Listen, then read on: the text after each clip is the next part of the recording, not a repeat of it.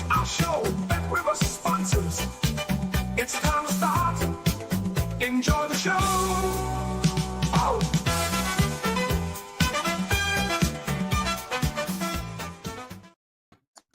Welcome aboard, everyone, to Betting Weekly Live. It's Wednesday, the 5th of February, with Steve Wyss and Jack Wright. How has the betting week been treating you so far, Jack? Hola, Steve. ¿Cómo va? I actually don't know many words of where I'm neither. Hola will do. Hola. That's it. That's my limit. Yeah, mate. It's good. Yeah, very good. Looking forward to tonight. There's loads to get our teeth stuck into tonight. Sometimes you can get a little bit of a weak card when you've got a few cup games thrown in, and not tonight though. There's some real interesting games, some big subplots as well. So all good. Yeah, do you know what? I was just thinking it's a bit like this week in the soccer world in Europe. It's a bit like the calm before the storm, because starting next week, I think it's absolutely bonkers right until the next international break. We've got like Champions League, Europa League, Conference League, of course, is back. It's going to be absolutely full on. And we've got this week now of cups and sort of league games fitted in that have been rescheduled and things like that. But yeah, welcome in everyone. Rick Haley, good to see you. Byron as well. And then Cabral as well. Villa fan, always good to see you. And Ola. MJ. Welcome in as well. We've got several matches to discuss today. We've got obviously the EFL Cup semi-final between Newcastle and Arsenal. Leeds are in action against Coventry. That's a spicy one. Cups galore across Europe as well. So, I mean, the first place we've really got to start, Jack, is in the EFL Cup. It is the match between Newcastle and Arsenal. Now, we've got to remember that Arsenal are behind here. They're 2-0 down on aggregate. So we could get a situation where Arsenal win the game, but Newcastle progress to the final. So that's all Newcastle have to do. Draw or win, or avoid defeat by more than a one-goal margin, they will go through. Arsenal minus money favourites, therefore, minus 127. Newcastle at plus 300. Over 2.5 goals, minus 165. There's a general feeling that Arsenal have got to go for this now. Seen them backed in. Can you have them at minus money here in this cup match, do you think? I wouldn't be backing them at that price. This is still Newcastle. This is still Newcastle at St James's Park, albeit Newcastle have lost their last two at home now, unbelievably, really, for them. People say in soccer it's generally considered, isn't it? The phrase is 2-0's a difficult scoreline or a difficult lead, and Newcastle have that from the get-go here. So that's the problem we've got to work out as bettors, is like, what mentality we're going to get from both these two sides, because Arsenal can lose this tie in the opening 20 minutes. They can't win it. They can get back into it, but they could certainly lose it. If Newcastle get a goal or even two early doors, it's game over. So they don't need to go completely full throttle. I think the words they've been using are they're going to go full gas on Newcastle. So it'll be interesting to see how they do play it. Because they have got to be cautious and careful. The fact that Newcastle are lethal on the counter-attack. They've got those two wide players in Gordon and Murphy that can absolutely rip anyone apart if you're giving them the space to get involved. And, of course, a very clinical goal scorer and striker in Alexander Isak. And also that energy in middle of the park that can join into the attacks as well. So Newcastle, how do they play it? Are they going to go and pretend it's like 0-0 and play it like a normal game?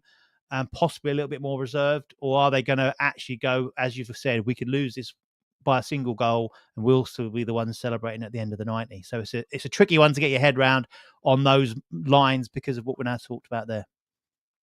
I've got a feeling there might be a few goals in this game because Arsenal just have to go for it at some stage, even if Newcastle are operating defensively.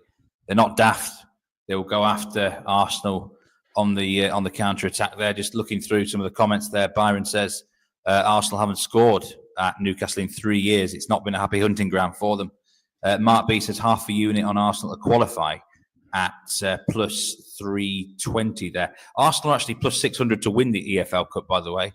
So if you do fancy them to turn this around, that could be worth an angle as well. I don't personally think they will turn it around, but I think they'll give it a good go. I've got a newsletter pick for this game. I went in the goal scorers market. Just felt that I preferred that angle rather than going match result, or even in the goals market, although I wouldn't want to put off anyone betting on the overs here.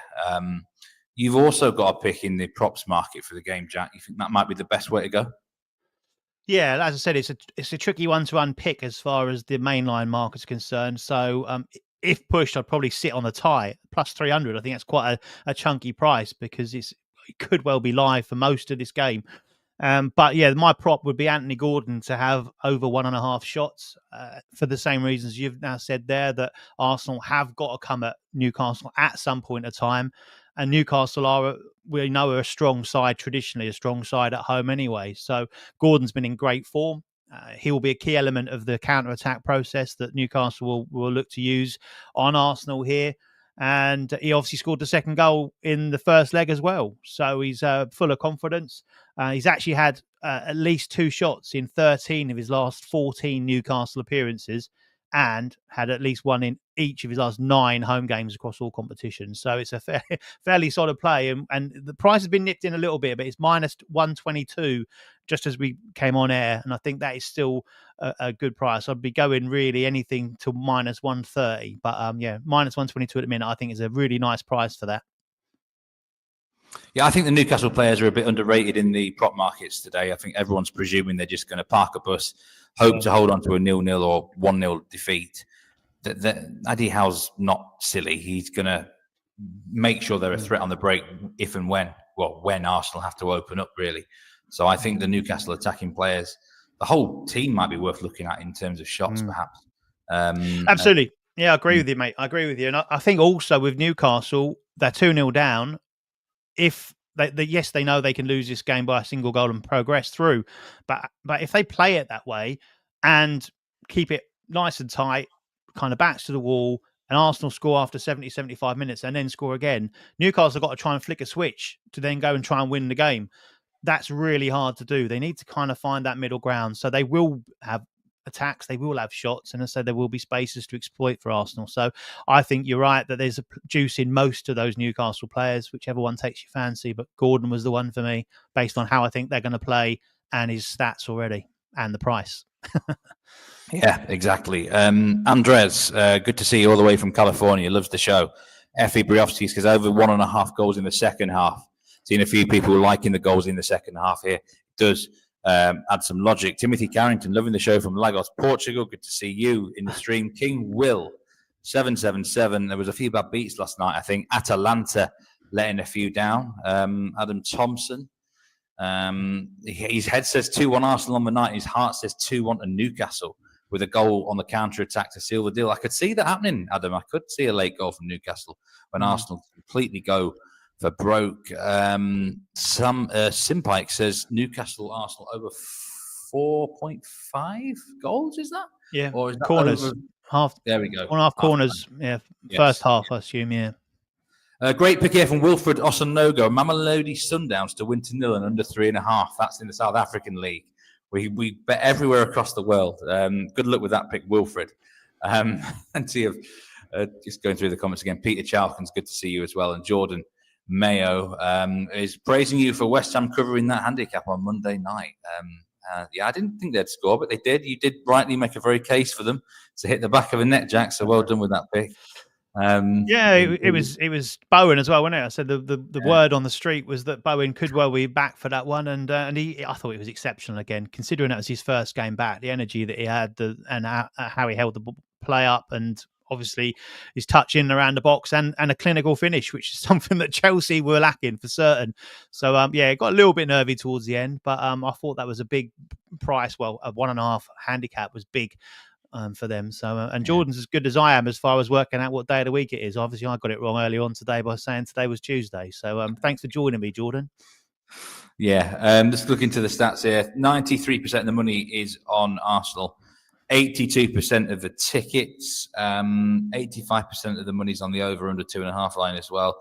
No real surprises there.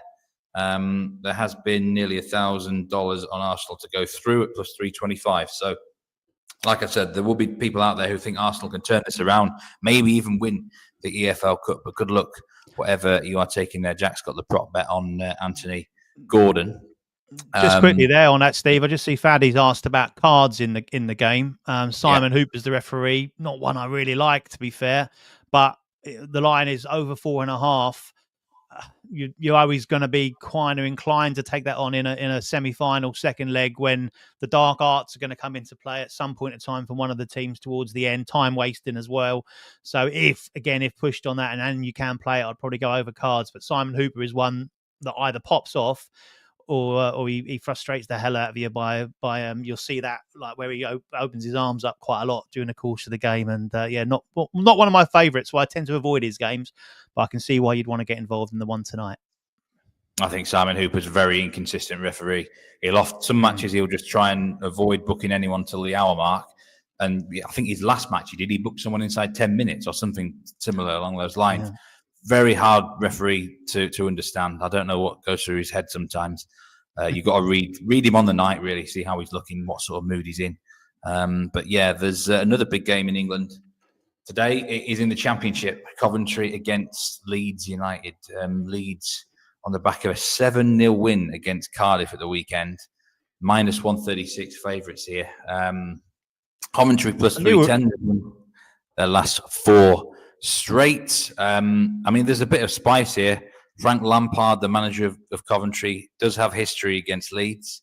So I think the atmosphere will certainly be going there. I mean, you look at the 7-0 Leeds at the weekend, and a lot of people are going to be thinking, let's ride the hot hand here.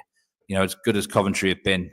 Minus 148 now, Leeds. So there's money for them. You're not sure, though, are you? You're not sure whether the mighty Whites can deliver today, Jack. I wonder why we were going to be talking about this game, Steve, to be fair. And congratulations. You've only mentioned you won 7-0 at the weekend twice in the introduction. So it's not bad. I'm sure it will come up again in a short while. But no, this looks like a cracking match. As you say, it's a good one as far as the actual contest is concerned. But when you sprinkle a little bit of spice in it because of the Lampard situation, which was the case, it was when he was at Derby, wasn't it, in the playoffs? And Bielsa, there was a little bit of to and fro in that one. So it's not been forgotten by you Leeds fans, has it? No, I don't think Frank would have forgotten either, to be fair. On that occasion, he did have the last laugh. Although they didn't go up that year. Villa actually beat them in the playoff final. So It did, yeah. They were dancing around, weren't they? He had the laugh on the night, but not overall. So he's done a great job at Coventry. Like whoever was going into Coventry, we've talked about it. Like as far as Premier League managers following in from these kind of icons of clubs, and there's no way of getting away from it. Mark Robins was a legend of Coventry. It's quite rare you see a club that are struggling as they were at the start of the season, and the fan base is still predominantly behind him. That was definitely the case with Robins. He's done so well over the last few seasons, and it all started out when they were kind of close to administration and playing games away from home, didn't have their own stadium, and he stuck by them and managed to get promotion and did exceptionally well. He was a penalty kick away from getting them in the Premier League a couple of seasons ago. He was a hair's breadth away from getting them in the FA Cup final last season when Man United knocked him out on penalties again in the end.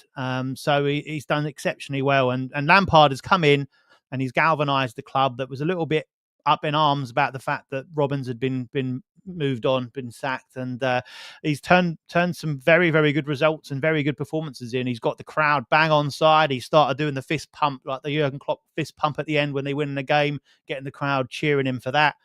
He's got the players bang on side, and I think he's done that generally in his career. Like he's been at Derby, he's been at Chelsea when they had the transfer embargo. Can you imagine a Chelsea side that can't buy players? He got them in the top 4 then, didn't he? And was the start in the process when they won the Champions League under Tuchel. So Everton fans still like him for what he did for them, kept them in the league. So I think it's unfair. Sometimes he gets put in the same bracket as Wayne Rooney and Steven Gerrard, and I think he's brought more to the table as a head coach, as a manager than they have. And so he's getting great results for Coventry at the moment. So I actually like him on the plus handicap here. Plus half goal is plus money at plus 103 with Bet Rivers. So they're unbeaten at home over 90 minutes under him, say in home games across all competitions. And Leeds' away record, as much as you've been exceptionally strong at home, away from home, you're not quite as watertight, are you? You've only won 3 of your last 11 at home. So on this bet, of course, we're getting effectively double chance. We've got the tie on side, we've got the Coventry win on side, and we're getting plus money. And while you've got, I don't know if he's been in the chat yet. I think his coach is obviously busy. He's not appeared in the chat yet. But while you've got Meslier in goal, there's always a chance. And Coventry got some very lively strikers. So, for me, I think the plus money there looks a real good price, good way of getting this game on board. Because I think Leeds would probably take a point at a tough Coventry a trip to Coventry. And I say it's very tight again at the top, isn't it? Like last season, Leeds had that 4-way battle for automatic promotion, and they got exactly the same this year. So that'll be in the back of their minds. Yeah, I've seen a few people suggesting both teams score. Yes, could be an option here. But if you look at the defensive records of both teams recently, not many goals have been conceded. So, I mean, if this turns into Burnley against Leeds, then the goals will not be flowing. But, I mean, it's a completely different dynamic. I've not really seen enough of Coventry under Lampard to know how they're going to really approach this game. But usually, you're playing a team that's just won 7-0. You might just give them a bit more respect than normal. You don't want to be blown open yourself like Cardiff were. So I would lean towards under 2.5 goals, actually. But I'm not actually sure how this game will be. I mean, one of Leeds' recent away games was 3-3 at Hull, which no one saw that coming. Most of the goals were let in by Meslier mistakes.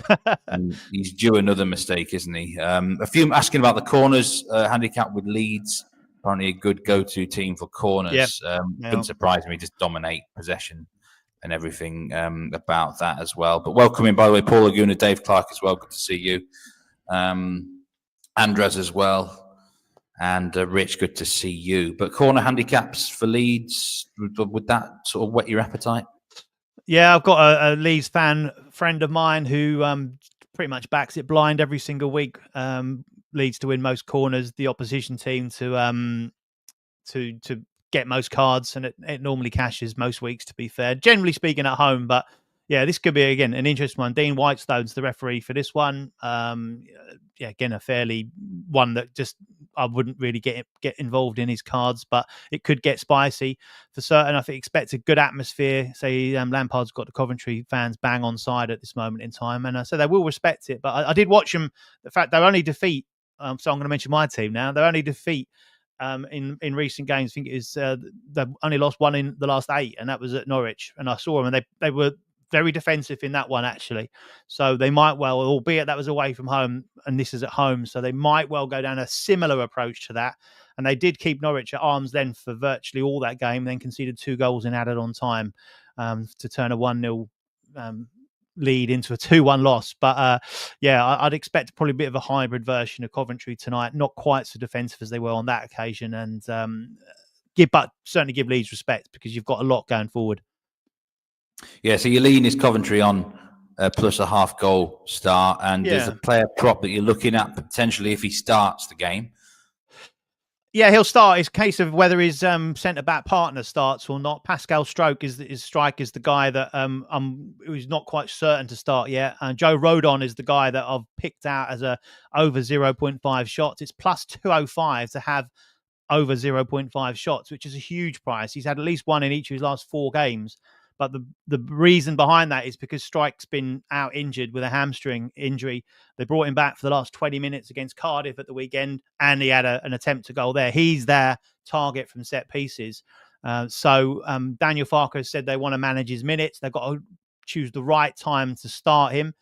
I think the right time probably will be tonight, given that you've got a FA Cup tie at the weekend. I think they'll drop him back out of the side for that. As long as his 20 minutes didn't have any reactions, I think he'll start tonight, which does impact the Rodon attempt at goal market for me. But at plus 205, I think it's just too big a price for me to overlook, especially given the chance there is still an opportunity that he might well be the main focal point from set pieces. So Rodon over 0.5 shots at plus 205 is a big price. It'll look even bigger if Strike doesn't start this game. But so look at team news on that one possibly. But I've had a little interest already on that.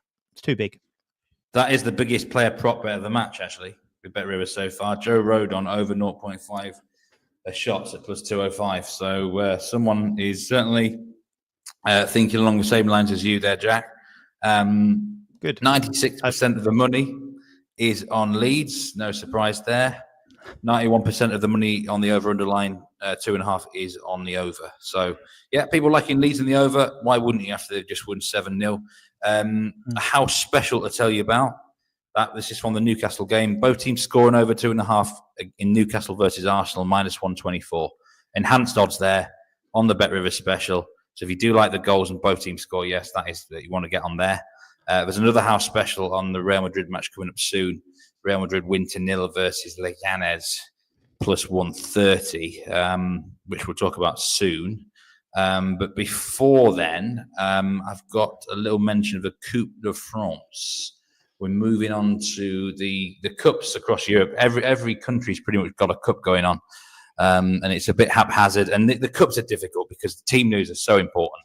And I wouldn't blame anyone for waiting until the starting 11 is revealed in these cup matches, because you better be safe than sorry.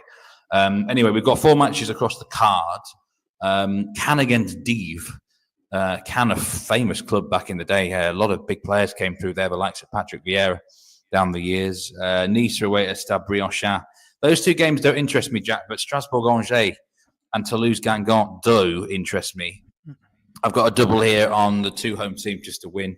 Strasbourg and Toulouse double pays +148.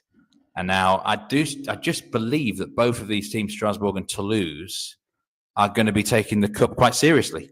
They are 9th and 10th in the table. Definition of mid-table in the top tier. They're not going to be going down, and they're not going to be qualifying for Europe via the league. They might as well be all in for the cup here, these 2 sides. They're decent enough outfits. On the day, can probably give anyone a game in the division. And against an Angers team who really are still battling relegation, if we're being honest. And the Guingamp side, a second division outfit, who are 5th. So they would love a chance at coming up to the top tier in a promotion battle.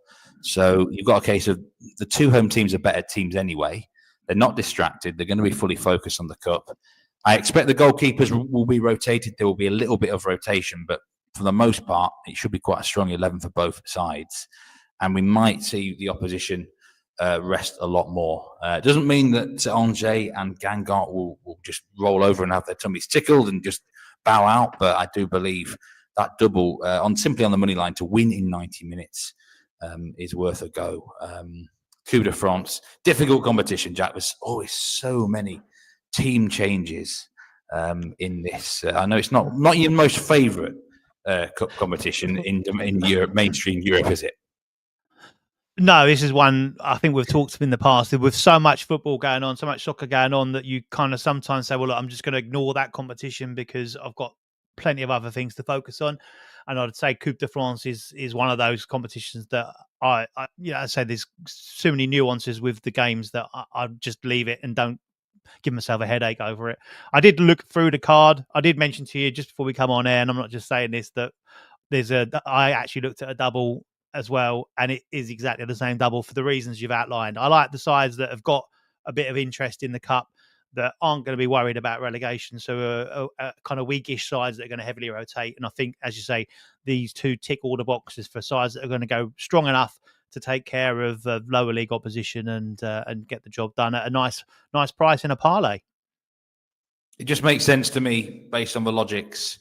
I think both teams should go pretty hard for the cup, really. I certainly would if I was in charge. Beggars End, did I bring Kit Kat on holiday? No.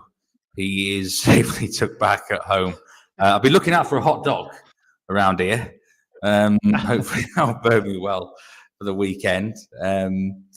Just looking at it. You needed to be on the Premier League show for the hot dogs, mate. That's where they were this weekend. That's exactly where they were, yeah. Toulouse have not beaten Guingamp in the recent head-to-heads. He likes to plus 3/4 of a goal. Guingamp have famously won the Coupe de France as a Division 2 team about 10 years ago, I think, maybe 12 years ago. So they do have a history in the competition. Joe Bamba, Real Madrid, the Real Madrid match, we're going to talk about that soon. Vinicius to score, he likes that at +120 without Bellingham and Mbappe. Houdini at work, hard game for Leeds. And he thinks they might potentially get giddy after the Cardiff result. It has happened. And he took, Joe Bamba took Lille half-time, full-time last night, and they screwed it. Shame they didn't do that on Saturday as well, Joe. But okay, let's move on to this Real Madrid game then. Let me just remind you, there is a house special with BetRivers, and it is Real Madrid win 2-0 at raised odds at +130. And as it so happens, in this instance, this is an official pick on the show. Jack, you do like this one. Real Madrid minus 215 on the money line. Leganes nearly 6-1. Been a really frustrating team, actually, for some of the big boys this season. They just defended so stoutly, haven't they? We've got a goal line around the 2.75 mark, which I was actually looking at the under there, I must say. I mean, there's plenty of team news here that's relevant, isn't there? There is. Yeah, I agree with you. I don't think this is a goal fest, and it's a tricky one to try and get onside with. So I kind of went with that Real Madrid win to 0. No Mbappe, no Bellingham has already been mentioned. That's big, but you've got, say, Vinny Jr. out there. You've got Rodrigo out there as well. You've got obviously one or two others also. A couple of defensive injuries. Rudiger pulled a hamstring, didn't he, at the weekend? Alaba's also a doubt. Again, they've got enough strength in depth to keep Leganes at arm's length, I think.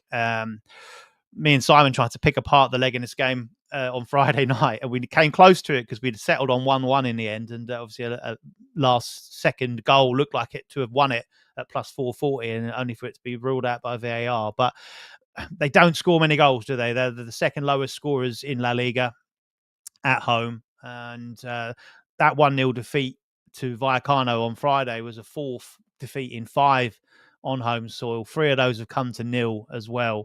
And the first of which of those was against Real Madrid in the league a few weeks ago. It was 3-0. It was a very easy performance for Madrid. And I just wonder how dissimilar this one will be.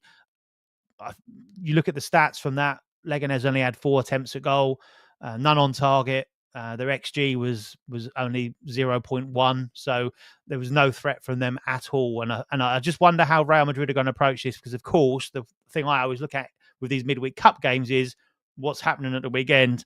And, of course, it's the Madrid derby at the weekend. Real Madrid, top of the table against Atletico Madrid, second in the table. And after that defeat for Real Madrid at the weekend, there's only a point between them now. So a huge, huge fixture.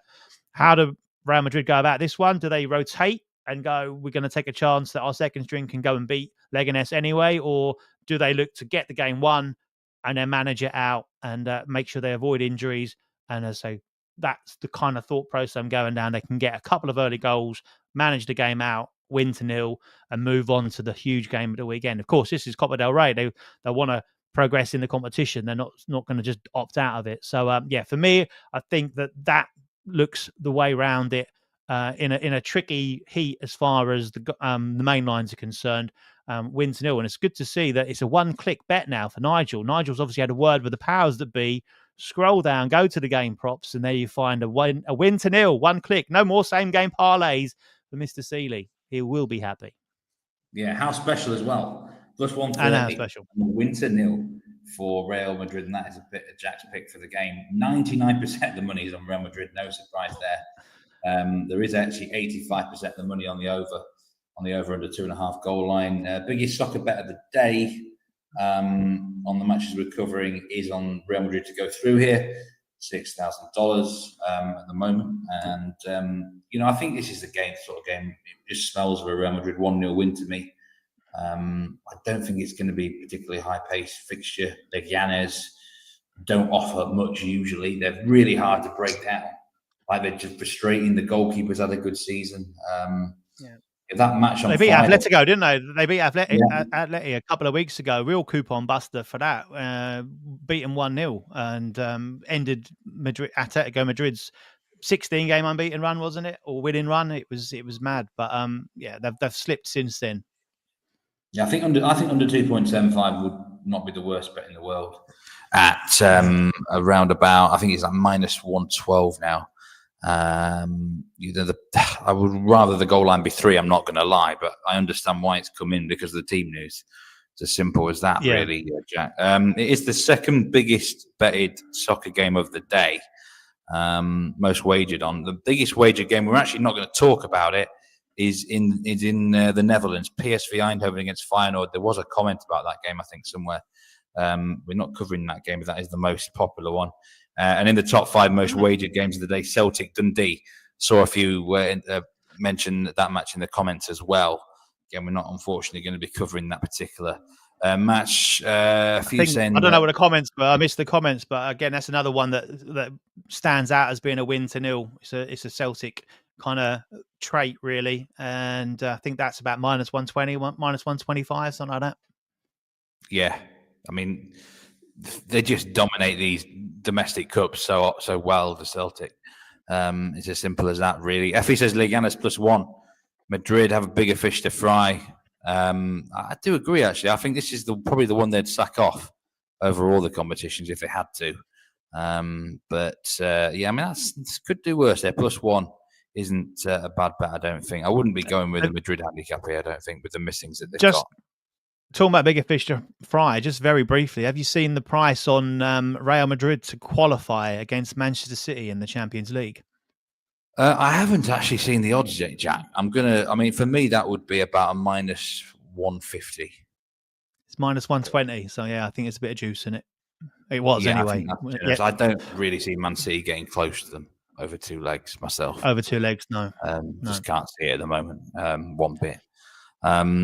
Okay, there was someone mentioned he's thinking Real Madrid and Leverkusen in a double today on a parlay. Let's talk about the DFB Pokal match here. Leverkusen against Koln. The Billy Goats are leading Bundesliga 2 right now, 2 points clear at the summit of that division. Leverkusen are the defending champions of this competition, -500 nearly today now. Koln at 10-1. Huge goal line, 3.5 on the cards here. I mean, I think Leverkusen will win no matter what team they bring out, really. I've not seen much of Koln this year, but again, you've got to think their priority is coming back to Bundesliga 1. And in such a mismatch, can they really afford to go all out here? It could really derail them potentially over the next week or two. Again, you're looking in the props market for this one, Jack. I am. This is another 1-0 actually, off the prop, that particular prop that we're going to talking about now. But 1-0 is -103. Sorry, it's -103 for Leverkusen to 1-0 against Cologne. But this is a local derby, isn't it? So that's the one thing that's possibly going to determine a little bit more than normal the game. There's a real edge to this game, and the player in question that I've focused on is one that has caused a little bit of friction, I suppose, between the two sides, because Florian Wirtz was born in Cologne. He went to their academy from a very young age, caught the eye, obviously, from pretty much the word go, and it was always going to be a case that he hit around about the 17 years of age. He was going to get sold on, and sure enough, that was what happened. There was expectation that he was going to go probably to Bayern Munich, also Juventus. So it wasn't just clubs in Germany that were interested in him. But the story goes that his parents actually said that he needed to finish his education and not move away. So that meant that Leverkusen went into the box seat. They took advantage of that. And the rest is history, as they say. They've not really looked back. So sensational last 18, 24 months for both Wirtz and also for Leverkusen. Of course, Leverkusen nearly did that invincible treble last season. But their last game of that was winning this tournament, wasn't it? So expect them to get the job done tonight. Wirtz had that serious knee injury came against Cologne as well. So there's lots of subplots around this with Wirtz and with everything that's been going on, the local rivalry as well. But last season, 2-0 and 3-0 wins for Leverkusen. Wirtz had 3 shots on target in both those fixtures. I don't normally go over 0.5 shots on target, but I'm going with over 1.5 Florian Wirtz shots on target in this one. It's -103. As I said, he had 3 in both the fixtures last season. There's no league game, as you rightly said, after Cologne's relegation last season. So this becomes a big match. And so I'm taking him to have, say, over 1.5 shots on target at -103. It's something that he has done in 5 of his last 6 home games. Didn't have any at the weekend. He ended the run, so I'm a bit disappointed because I do like, my OCD likes to say that he's had it in all of his last 6. But Emi Buendia stole the show at the weekend, out there on loan with a couple of assists, a man close to my heart. So fair play, see how they work together. But yeah, I'm going in for him to have a good game tonight. Over 1.5 shots on target, -103. Florian Wirtz. Do you know what? I think Wirtz is the best player in the world in his position, in his role. which might be a big statement. It's quite a specified position, by the way. So it's not like there's too many comparing with. I actually think in his role, he's the best there is. And the amount of times he gets forward, scores goals, has shots on targets, shots, is remarkable. And he's dangerous on both feet. And he's never a bad man to get with in any form at all. You know what you're going to get with him. Does exactly what it says on the tin, as we say. But I mean, I think Leverkusen, Leverkusen will win the game. You want to add them to a parlay, I think it should be quite safe, surely. I think he's an unbelievable player. Verts. He can, and you're right. The history probably means he'd be actually up for this, no matter the situation. Just looking here. To be fair to him, he's come in for a lot of stick from Cologne fans, and obviously they get it. They brought him up, they raised him, and then he's gone to their local rival. So there is a lot of friction in there.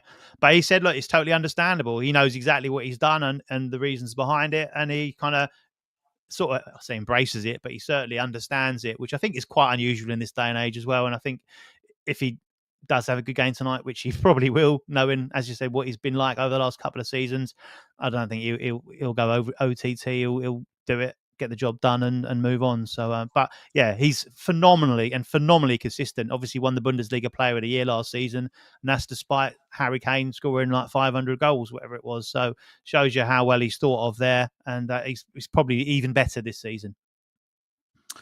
Just welcome into some other people, FGA Football. Hey, as well. Good to see you. Ray Burke, in addition. Byron agrees with me. Verts is criminally underrated. I'm glad you agree with me there, Byron. Benny, good to see you as well. Kit Kat, watch the show on Friday, and you might see a Kit Kat appearance. We've got a Super Bowl special there. Mandeep Singh, the best bet on the league's game. We've got a lean from Jack there, Coventry plus a half a goal. In that particular game. I can tell you now, just a split for this game for those who are interested in it. No real surprise, 98% of the money and the tickets are on Leverkusen, but just 73% of the money is on the over 3.5 goal line. So bettors a little bit more cautious. It is a high goal line because really you might need Leverkusen to score all those goals for you if you're going to go over 3.5. So, I mean, push comes to shove, I would go under there, under 3.5. I'm not going to bet on the over-under line in the game, but I'm with you, Steve. I think, again, with cup ties, it obviously happens sometimes. There are 4, 5, 6 goals in a game like this, but again, local pride would suggest that Cologne aren't going to want to come and get shellacked by Leverkusen. And Leverkusen can get the job done, win this 2-0, 3-0. And move on. They're still playing catch up in Bundesliga. So I agree with you. Like I say, sometimes with these goal lines, you got to look at it and go, they don't need to win. In the league, you want to just keep going and goal difference, etc., etc. But in the cup, get the job done, and say get your key men off if they're avoid injury and move on. But some great names, by the way, in the comments. Hey is sensational on the Premier League YouTube channel. Does some incredible analysis that is getting longer and longer. So, hi. I'll verbalize and say hi. Hey. So it's nice to see you. Yeah, I do want to thank everyone actually who's been putting in the great comments on both the live show and any of the recorded shows. We try our best to respond. I think you guys are actually better at the Premier League show than I am sometimes. I get mixed with the YouTube comment section. But mate, we've got to be better. We've got to be better than you at something. So results wise, you're handing it to us. So at least we'll get into the comments. But no, it's an absolutely sensational community. So thanks everyone. Brilliant. And there's a few names I've just seen in there as well. So FGAA as well. So lots of people. So thanks all. It's brilliant. Milan against Roma in the Coppa Italia. I had a good look at this game. Couldn't honestly find a bet for the match, mostly because I'm not sure about the lineups. I think everyone would love to see Claudio Ranieri win a trophy before he bows out again. This is maybe an opportunity. But AC Milan, they're not going to take this competition lightly either, potentially. Both teams would certainly not turn down silverware here, Jack. The prices look about right to me. I think it's a really difficult game. I think there was a comment earlier about this match. I can't remember whether it was going into the goal line. I think, no, like Roma, someone like AC Milan to win this game if AC Milan field a good 11 for the match. I can tell you 89% of the money is on Milan for this game and 79% of the money is on over 2.5 goals. So that is quite split. Roma has lost 5 straight Coppa Italia quarterfinals, so this is the stage they normally get knocked out of. So not a good record here, but I just think the lineups are so important for this match, and the odds look about right. There's a case to be made maybe for both teams here. Jack, it looked the most difficult of the games that we're covering today on the card. I don't know if you've got any lean at all. No, I was just then quickly check and see the price to see if there's anything else that stood out, and Milan are minus money now, so there has been some interest in them. Looking at let's say team news is very important. That's why we talk about in these cup midweek fixtures that you've got to wait for that team news, and sometimes if you wait for team news, then you've missed the boat. So maybe there's word on the street already that that Milan are going to go fairly strong tonight. I think they probably would if I had to have a hunch on that one, and so a tentative lean, I'll go for them to get the job done. Roma's record away from home isn't very good, although they won their last away Serie A fixture, and Milan are generally strong at home, so I'll take them to edge it, although they have just gone minus money, it seems. Yeah, I think they are the better team in general. Actually, if they played each other 50 times at a neutral venue, I certainly think they'd win more times than Roma would. So that would be my lean for a winner. But I think around even money is spot on from Bet Rivers here. They've nailed this price at the moment. Let's see traders. You got to tip your cap sometimes to the traders, and I think they've got it absolutely spot on here. A few saying under 0.5 goals at half time, plus 205 for 0-0 at the interval there. Arcabral says that the big boys of Milan will power them. The Portuguese power will get them over the line. Milan plus 105. That's going to be his bet. But yeah, it's going to be an interesting day of action, Jack. Do you have a best bet of the ones that you put on the card today? Of the mainline markets, I'm going to go Coventry plus half goal. Ooh. As my I know as the best of those. Yeah. Sorry. Interesting one. No. You're the expert in the championship. My best bet is that French Cup doubles.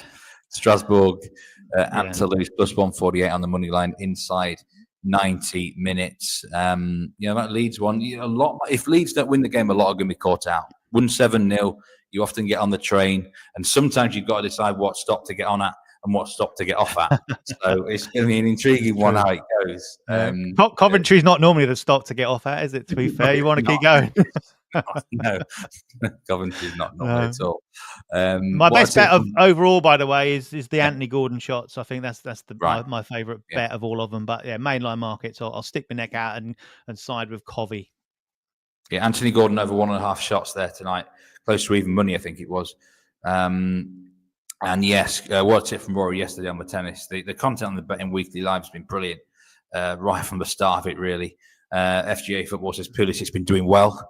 He has had a good season. He's a lot more reliable than he used to be. Jack, you must be happy that Norwich won the other day, says Paul Lagoon. Always happy. Always happy. Yeah, Josh Sargent back fit. Get on his train now. He's about to go lift off. So 2 goals in his last home game against Paul Warren's derby this weekend. So get on Sargent there. He's plus money to score or assist if you can get it, but he'll score anyway. So it's absolutely fine. It's all good. But yeah, things are looking good. Playoffs, here we come. Meet you again in the playoffs this season. I like how you spun that bet against Warren's men. Let's one more question before we go. Villa fan, we had this the other day actually when me and James was on. What stat sites do you use? Can you recommend anything out there if you play a props or something? What's out there that's worth looking at?